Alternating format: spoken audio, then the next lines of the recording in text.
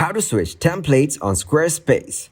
In this tutorial, I'm going to show you how you can change templates and use them according to your needs in Squarespace. First of all, open up the web browser. Search here Squarespace Login. Then click to open the Squarespace site.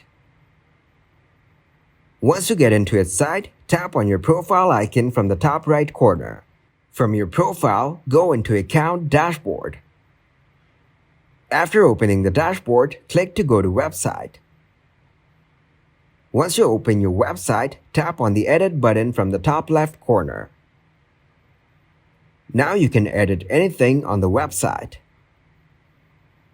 Click on the Site Style icon from the top right corner. Go into Fonts and increase the base size from here. After that, click on Headings. Increase the line height from here. Then go back to the site settings and tap on Colors. You can choose any color from here. Choose the color and edit the theme of it. Now to edit the theme, go to the site wide and you can change the section background from here. Once you're done editing, click on the Save button from the top left corner to save the changes.